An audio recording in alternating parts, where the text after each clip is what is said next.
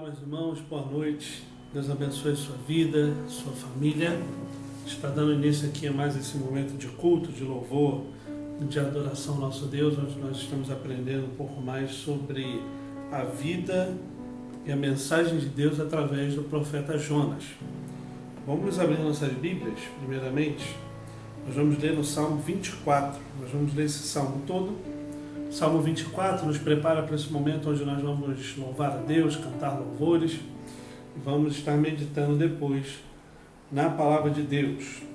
Salmo 24 diz assim: Ao Senhor pertence a terra e tudo que nela se contém, o mundo e os que nele habitam.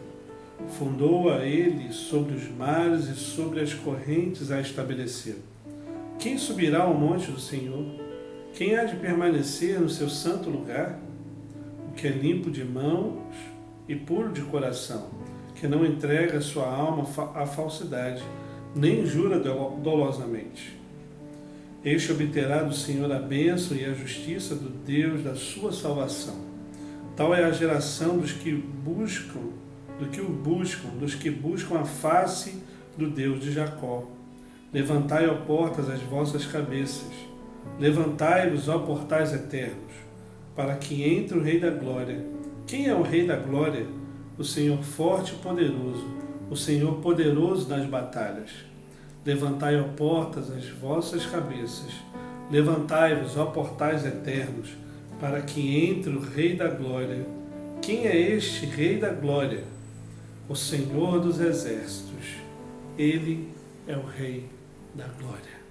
Louvado seja Deus, porque o nosso Senhor é Rei da Glória. E é com muita alegria que a gente vai estar cantando louvores e orando, falando com o nosso Deus nesse momento. Vamos estar inclinando nossas cabeças, vamos orar, vamos colocar a nossa vida diante do altar do nosso Deus. Pai Santo, Deus querido, Deus, em nome de Jesus, nós estamos diante da Tua presença, Pai, e rogamos a Ti, Pai, que o Senhor, em nome do Teu Filho Jesus Cristo, possa nos abençoar, possa de fato falar conosco através da Tua palavra. Em nome de Jesus, que o Senhor escute a nossa adoração, o nosso louvor. Nós sabemos o quanto nós somos falhos, nós somos pecadores, ó Pai, mas também sabemos que o Senhor é um Deus que é rico em misericórdia, um Deus que está sempre presente nas nossas vidas. Nós Te louvamos, agradecemos a Ti e nos colocamos, Senhor, diante da Tua presença, certos que o Senhor nos abençoará, falará conosco nessa noite. É no nome santo de Jesus que nós oramos. Amém, Senhor. Amém, Pai. Queridos, louvado seja Deus, pela Sua palavra que já foi lida. Nós vamos estar cantando louvores nessa hora. Esteja em adoração ao nosso Deus.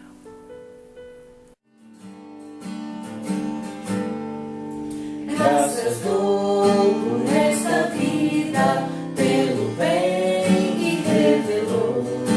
Graças dou pelo futuro e por tudo que passou.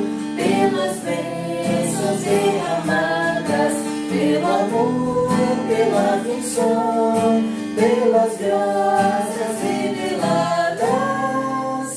Graças dou pelo perdão, graças pelo azul celeste e por nuvens que há também, pelas rosas do caminho e os espinhos que elas têm, pelas noites desta vida, pela estrela que brilhou, pela prece respondida e a esperança que falhou, pela cruz e o sofrimento e a final ressurreição, pelo amor que é sem medida, pela paz no coração, pela lágrima vertida e o consolo que é sem par, pelo dom da eterna vida,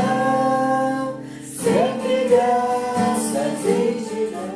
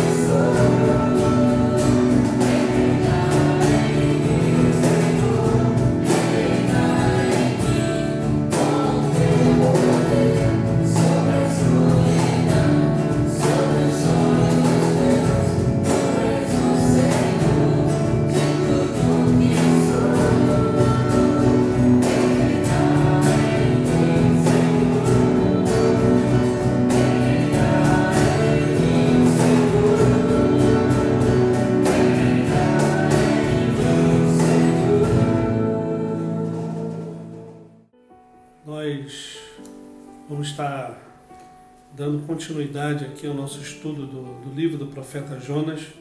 A gente já meditou no capítulo 1, capítulo 2, a gente já falou até por 2 vezes nesse capítulo. Ele nos ensina sobre a oração. Capítulo 3, e agora a gente está finalizando aqui no capítulo 4. Né? Vamos ler então a palavra de Deus, capítulo 4, Jonas, capítulo 4. Nós vamos ler esse capítulo todo e vamos aprender um pouco mais da palavra do nosso Deus nessa noite. Diz assim a palavra do Senhor: com isso, desgostou-se Jonas extremamente e ficou irado. E orou ao Senhor e disse: ah, Senhor, não foi isto que eu disse, estando ainda na minha terra? Por isso me adiantei fugindo para Tarsis, pois sabia que és Deus clemente e misericordioso, e tardio em irar-se, e grande em benignidade, e que te arrependes do mal. Peço-te, pois, ó Senhor, tira a minha vida, porque melhor me é morrer do que viver. E disse o Senhor: é razoável essa tua ira? Então Jonas saiu da cidade e assentou-se ao oriente da mesma, e ali fez uma enramada, e repousou debaixo dela, à sombra, até ver o que aconteceria à cidade. Então fez o Senhor Deus nascer uma planta, que subiu por cima de Jonas, para que fizesse sombra sobre a sua cabeça, a fim de o livrar do seu desconforto. Jonas, pois, se alegrou em extremo por causa da planta. Mas Deus, no dia seguinte, ao subir a alva, enviou um verme, o qual feriu a planta, e esta se secou. E nascendo o sol, Deus mandou um vento calmoso oriental. O sol bateu na cabeça de Jonas, de maneira que desfalecia, pelo que pediu para si a morte, dizendo: melhor me é morrer do que viver. Então perguntou Deus a Jonas: é razoável essa tua ira por causa da planta? Ele respondeu: é razoável minha ira até a morte. Verso 10: tornou o Senhor, tem compaixão da planta que te não custou trabalho, a qual não fizeste crescer, que numa noite nasceu e numa noite pereceu. E não hei de eu ter compaixão da grande cidade de Nínive, em que há mais de 120.000 pessoas, que não sabem discernir entre a mão direita e a esquerda, e também muitos animais? Meus irmãos, esse texto aqui nos ensina preciosidades. A gente vai ter algumas ideias do que ele nos ensina. Mas antes a gente vai recapitular algumas coisas, né? Capítulo 1, então, a gente vê Jonas fugindo da palavra de Deus, fugindo de Deus e tentando ir para Tarsis, e encontrou uma grande tempestade. Jonas e a tempestade talvez seja a síntese do capítulo 1. O capítulo 2 vai falar de Jonas e o peixe, o grande peixe. Como ele estava na tempestade, os homens descobriram, perguntaram a ele o que ele estava fazendo, para onde ele deveria ir e tudo mais. E ele confessou e disse que ele estava errado, e ele foi lançado ao mar, que parou dentro do ventre do grande peixe. E aí Jonas e o peixe, capítulo 2, ele ora, ele pede perdão a Deus, ele caminha nessa oração. O terceiro capítulo é Jonas na cidade. Depois que ele foi vomitado, diz a palavra de Deus, na cidade de Nínive, ele foi até o grande centro da cidade e começou a proclamar que se eles não se arrependessem, eles seriam consumidos. E aí chega o capítulo 4, ou seja, Jonas já falou à cidade, a cidade já se arrependeu, E aí por isso que no capítulo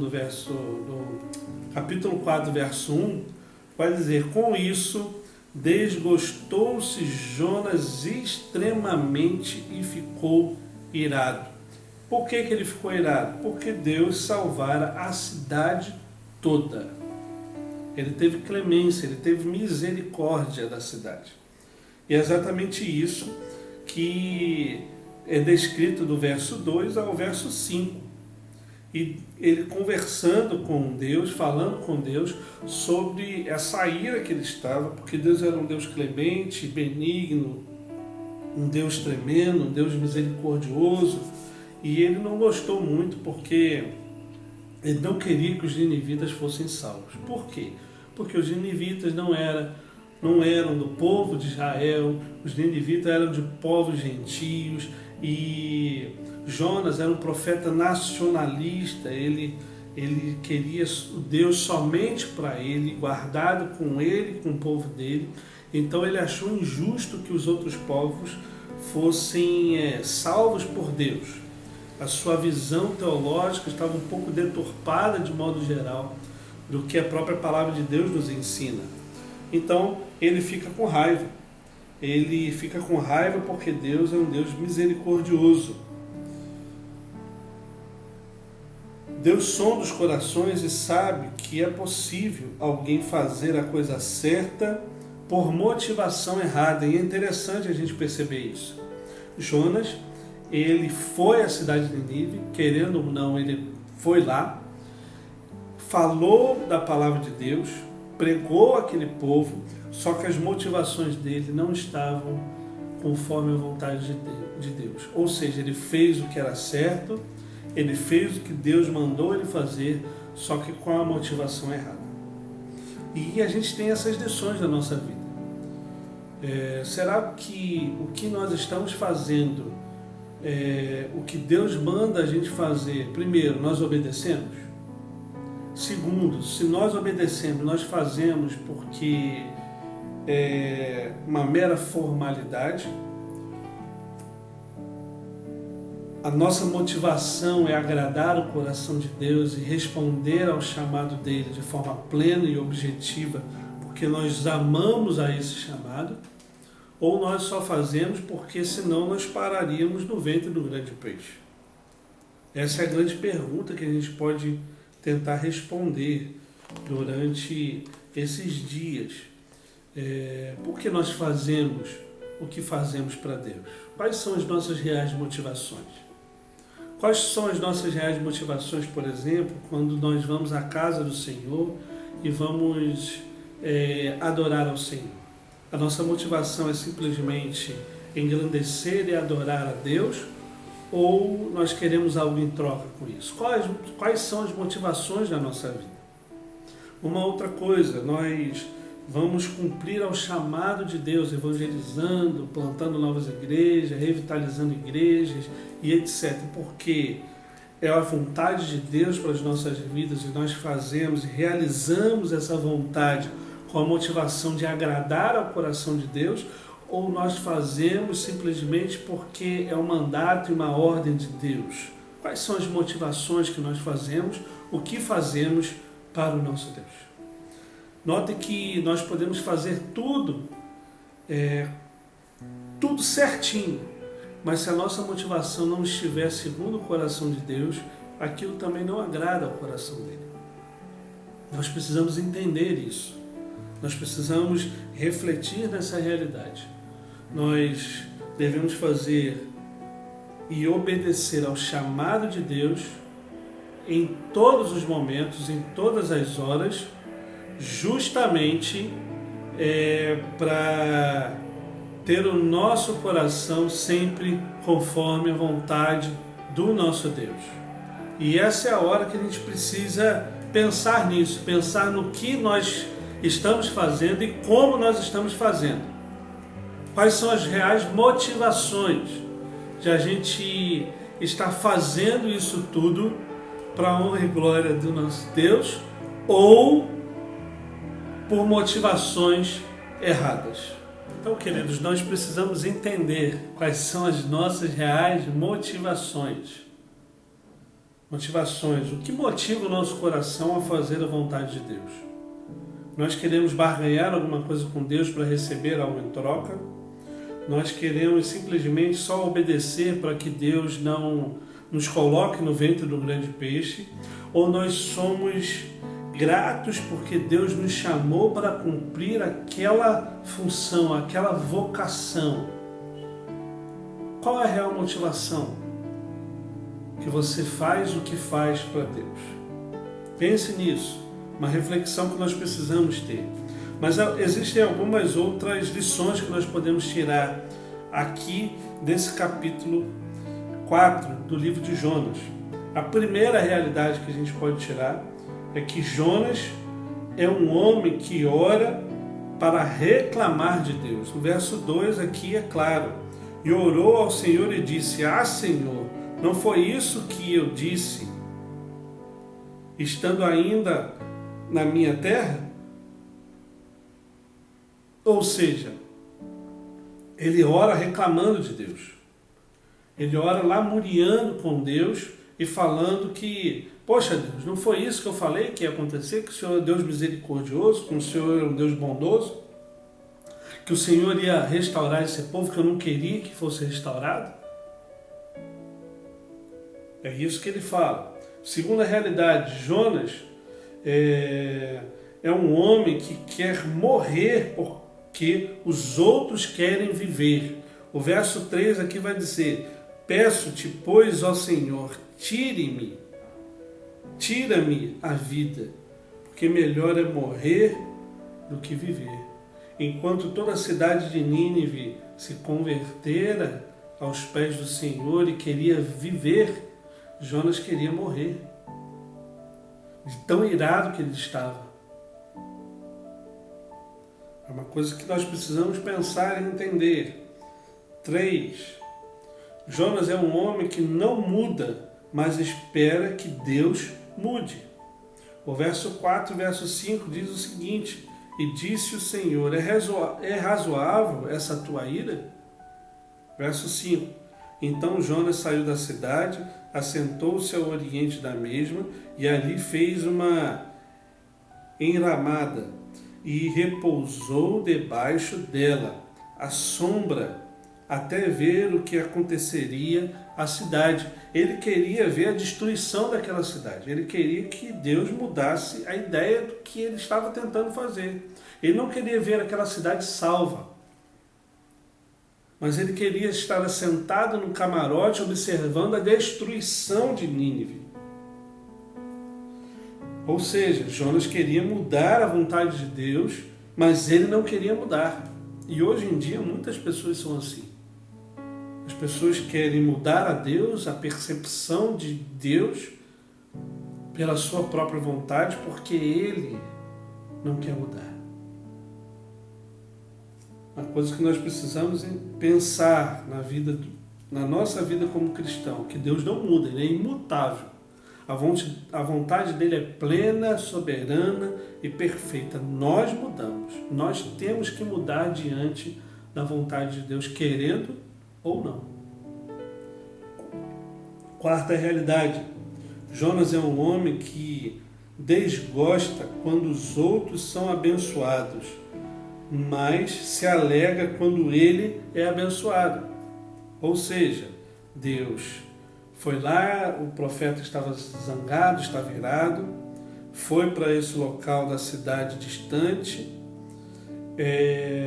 fez uma cabana ali, estava ali deitado, estava ali repousando.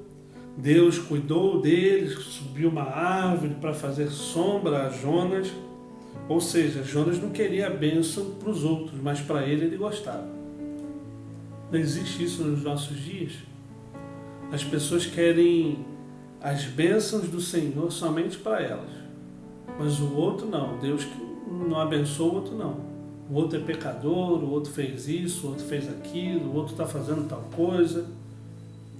Para mim, misericórdia, para os outros, a condenação. Isso acontece nos nossos dias hoje.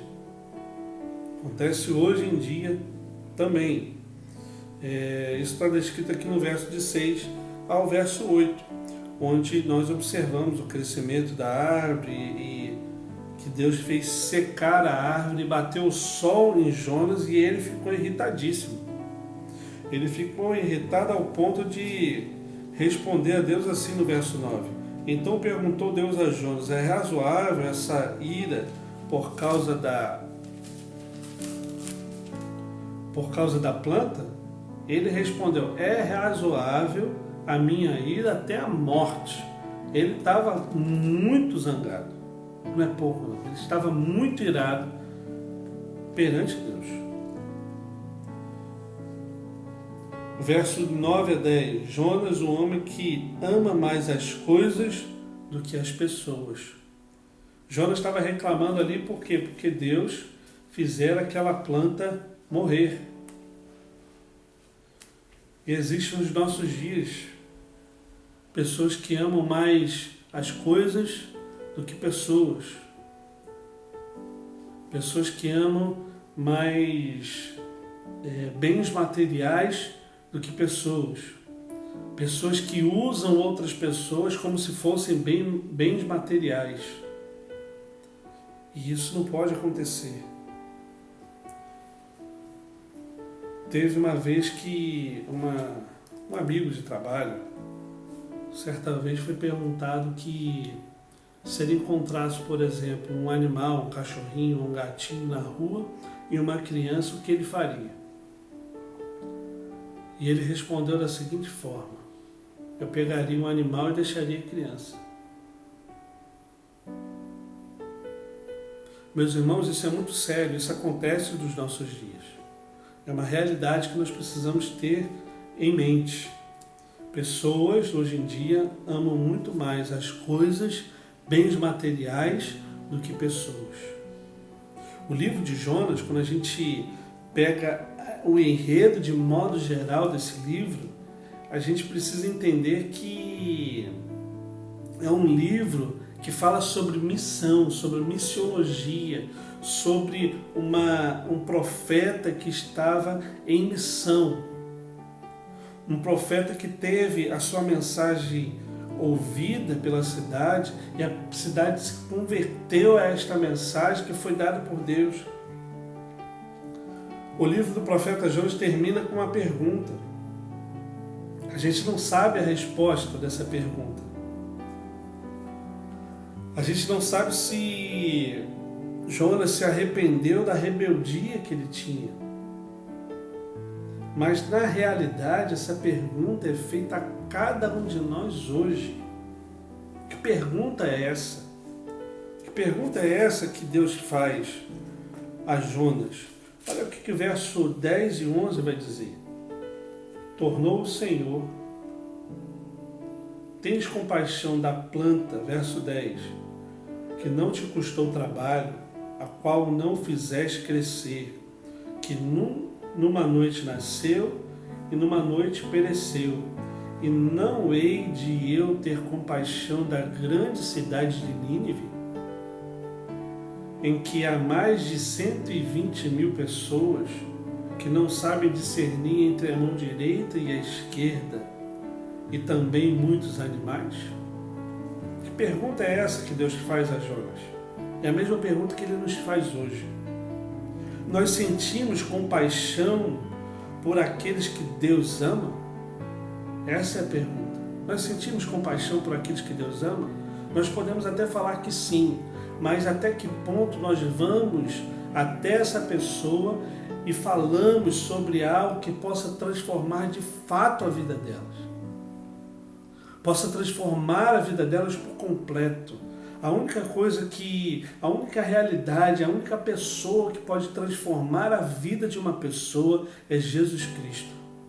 E aqui, quando eu falo que nós sentimos compaixão por aquelas pessoas que Deus ama, eu não estou falando de uma obra assistencialista que a igreja deve ter, numa obra diaconal que a igreja deve ter, de assistir aos necessitados, de ter compaixão por aqueles que não têm o prato de comida. Não é só isso que eu estou dizendo.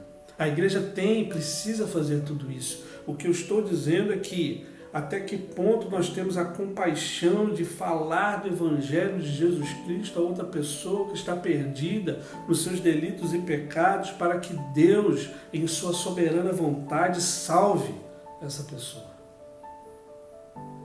Nós sentimos compaixão mesmo? Porque sentir compaixão não é só dar o prato de comida.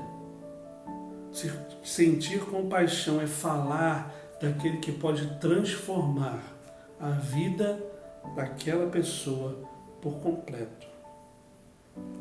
A pergunta que Deus faz a Jonas aqui é a seguinte: temos disposição de levar a palavra para aqueles por quem Cristo morreu? Nós temos essa disposição, porque esse foi o nosso chamado como igreja do Senhor. Meus irmãos, nós não fomos chamados para ficar entre quatro paredes de uma igreja. Nós não fomos chamados para simplesmente ir no domingo na igreja às 19 horas, ou participar do culto online, ou quando tudo estava aberto, ir na escola dominical às 9 horas, participar do ensaio do louvor, cantar e participar da escola dominical, devolver os nossos dízimos e depois de noite ir no culto à noite, cantar louvores a Deus dentro das quatro paredes de um templo. Não. Nós não fomos chamados para isso. Somente. Nós fomos chamados para falar ao perdido que Cristo morreu na cruz por eles. E Ele, e somente Ele, tem poder para salvar. Nós temos a disposição de fazer isso? Não é uma missão de um pastor, não é a missão do conselho da igreja, não é a missão da junta diaconal, é a missão de todo membro em plena comunhão de uma igreja. A missão que ele tem é proclamar o Evangelho de Jesus Cristo por onde ele andar.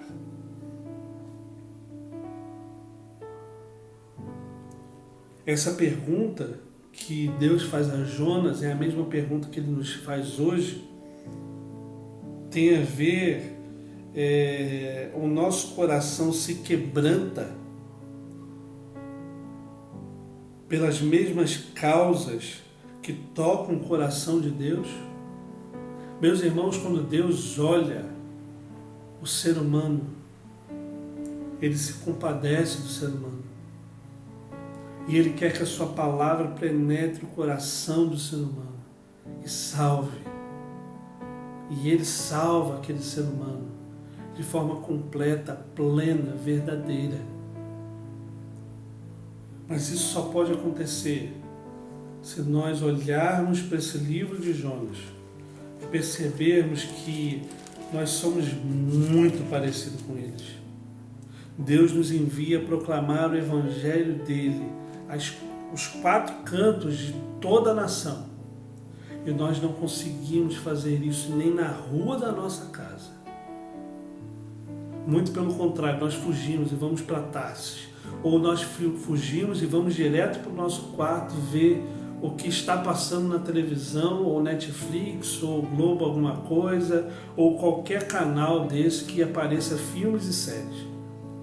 A nossa Tarsis pode ser isso, enquanto Deus nos chama para ir ao encontro do perdido.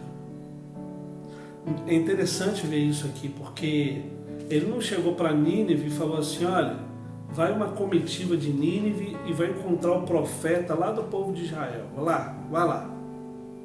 Não. Ele fala para o profeta do povo dele: ó, você vai para a grande cidade de Nínive. Vai proclamar o Evangelho de Deus lá. E lá aquele povo vai ser transformado. Toda a cidade, por causa da minha palavra que foi proclamada. Às vezes nós precisamos, queridos, entender isso. Porque enquanto nós estamos assistindo várias séries, nós daqui a pouquinho vamos parar no ventre do grande peixe. E meus irmãos, eu não quero estar lá. Porque querendo ou não querendo, nós vamos cumprir a vontade de Deus. A vontade de Deus vai ser cumprida através de nós ou sem cada um de nós.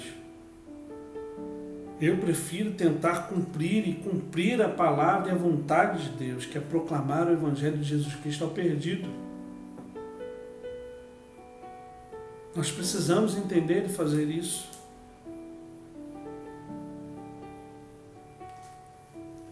Quando nós fazemos isso, nós não podemos agir como Jonas. Jonas se irou, ficou irritado, porque Deus salvara aquele povo. Meus irmãos, que em nome de Jesus,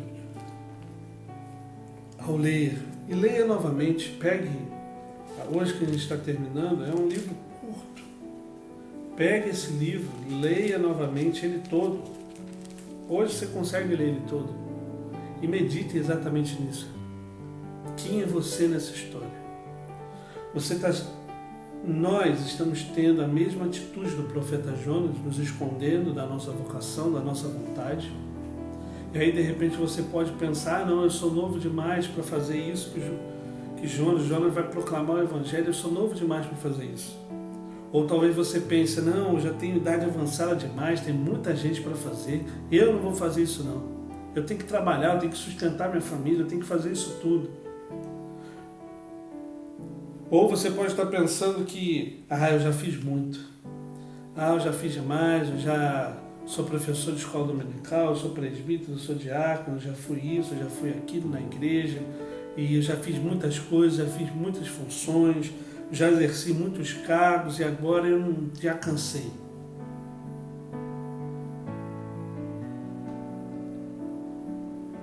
Cuidado. Porque isso é um indício que você pode parar no ventre de um grande peixe. Cuidado, porque você e eu, se nós estamos tendo essa atitude, nós podemos estar que nem Jonas. Jonas se irou porque um povo foi transformado. Se alegrou porque uma planta cresceu em cima dele. Jonas valorizava mais uma planta do que mais de 120 mil pessoas. Que nós. Nós vivemos numa cidade com cerca de 500 mil pessoas. Muitos já são cristãos, mas grande parte da nossa população não é. Grande parte da população da nossa rua não é. Grande parte da população dos nossos prédios não é. Grande parte da população, talvez até da nossa casa, não seja cristã. E muitas vezes nós perdemos tanto tempo em diversas coisas, fazendo diversas realidades, e não nos atentamos de que a nossa missão é proclamar o Evangelho de Jesus Cristo. Para quem sabe, toda a Vila Velha seja salva. Para quem sabe, o Espírito Santo seja salvo. Para quem sabe, o Sudeste e o Brasil e o mundo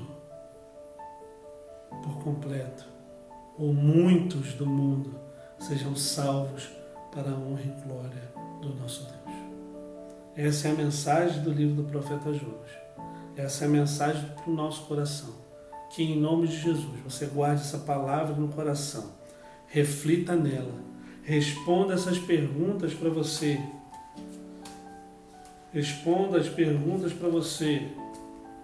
Nós sentimos compaixão por aqueles que Deus ama, e compaixão aqui não é levar a comida somente, é falar do Evangelho de Cristo. Nós temos a disposição de levar a palavra de Deus para aqueles que Cristo morreu? Temos essa disposição? O nosso coração se quebranta pelas mesmas causas que tocam o coração de Deus?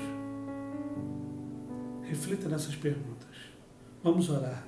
Vamos falar com o nosso Deus nessa hora. Pai eterno, Deus querido, nós, em nome de Jesus, queremos adentrar diante da Tua presença mais uma vez. Pai eterno, em nome de Jesus, que nós guardemos a Tua palavra no nosso coração. Pai eterno, que em nome de Jesus nós possamos ter a vida transformada por completo, Pai. Que no nome do Teu Filho Jesus Cristo nós possamos viver uma vida plena diante do nosso Deus. Pai eterno, em nome de Jesus, transforme e mude a nossa história.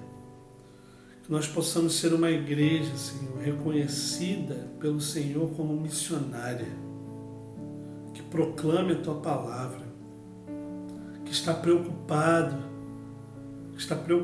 Senhor, em proclamar e ver pessoas sendo convertidas pelo Teu Santo Espírito. Pai eterno, em nome de Jesus que nós oramos. Amém, Senhor. Amém, Pai. Queridos, louvado seja o nome do Senhor. Nós estamos aqui finalizando o livro do profeta Jonas.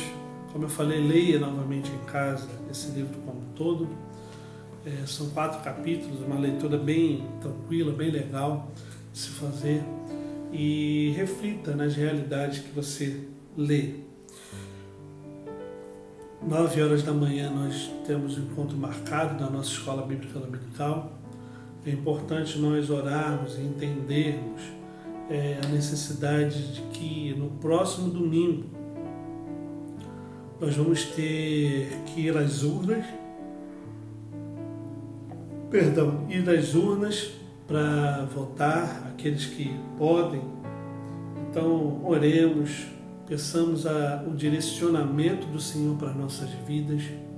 Nós precisamos entender e votar em pessoas que condizem com a palavra de Deus, que seguem os princípios bíblicos. E eu não digo de candidato A, B, C ou D. Eu digo que aquele que...